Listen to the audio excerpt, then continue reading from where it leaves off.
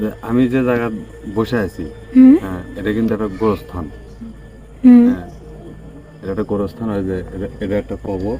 হ্যাঁ, এইদিকে আছে ওই যে ওটা একটা কবর। এখানে প্রায়ই বসে থাকি, কারেন্ট চলে গেলে বসে থাকি, রাতের বেলা যখন খারাপ লাগে তখন এখানে এসে বসে থাকি। এটা একটা খাল। ওই খালের ওই যে ওই পাশে একটা গাছ আছে। ওই গাছের উপরে একদিন দেখি, তখন বাজে রাত প্রায় এই 10:30 কি 11টা। হ্যাঁ, অনেকে ঘুমাইছে, অনেকে ঘুমায়ও নাই, এরকম একটা অবস্থা। তো ওই দেখি একটা শিমুলের গাছ, ওই শিমুল গাছের উপরে এত বড় একটা, মানে অগ্নিবর্ণ, মানে আগুনের মতো একটা, আগুনের রং যেরকম এরকম একটা আলো ওই উপরে লাফ পারে এরকমভাবে, মানে দুলতেছে।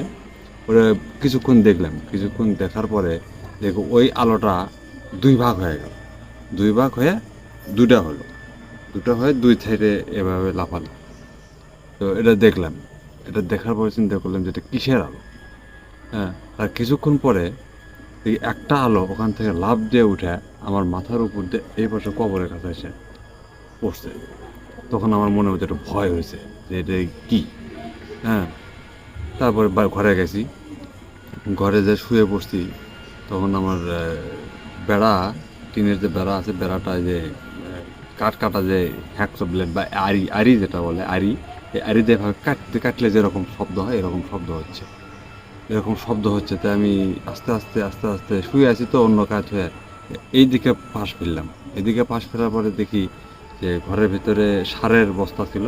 ওই সারের বস্তার উপর সাদা পোশাক পরা একজন মানুষ এমনভাবে বসে আছে যে মসজিদে মেম্বারে খুতবা দেওয়ার সময় যেরকম বসে থাকে, ল্যাট্রিনে বসে থাকে, যে আজান শেষ হলে খুতবা দেওয়ার জন্য দাঁড়াবে, ঠিক এইভাবে চুপ করে বসে আছে। এটা আমি দেখার পরে আস্তে আস্তে আস্তে আস্তে আবার আমি ওই পাশ হলাম। ওই পাশ হয়ে ঘুমামো, ঘুম ঘুম ভাব হয়েছে। হ্যাঁ, এদিকে বৃষ্টিও নামছে। হ্যাঁ, মানে মেঘও ডাক দিচ্ছে। তো সে সময় এই দরজা একবার সালাম দিল। তো সালামটা আমি মনে মনে নিলাম, নেওয়ার পরে চিন্তা করলাম যে আসলে কী হচ্ছেটা কি। হ্যাঁ, এটা ভাবতে ভাবতে ভাবতে ভাবতে হঠাৎ করে এই আব্বার ডাক দিল। হ্যাঁ, আব্বার আবার এই যে হার্টের সমস্যা ছিল, একটা ওষুধ খুঁজে পাচ্ছিল না। পরে ওই ওষুধটা দেওয়ার জন্য আমাকে ডাক দিয়ে তারপরে আমি গেলাম, যে আব্বাকে ওষুধটা দিলাম। দেওয়ার পরে আব্বা বললেন যে আব্বা এই ঘটনা, এরকম আগুন দেখছি, তারপর ঘরের ভিতরে এরকম ইয়ে হলো। পরে আব্বা করলো কিছু না, যাও যাই ঘুম আসো। তারপরে এসে ঘুম পাচ্ছি, পরের দিন তেমন কিছু অনুভব হয়নি, মানে কিছু হয়নি আর কি।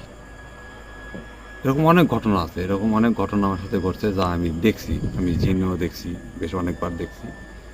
স্কুল মাঠে বসে থাকাও জিন দেখছি।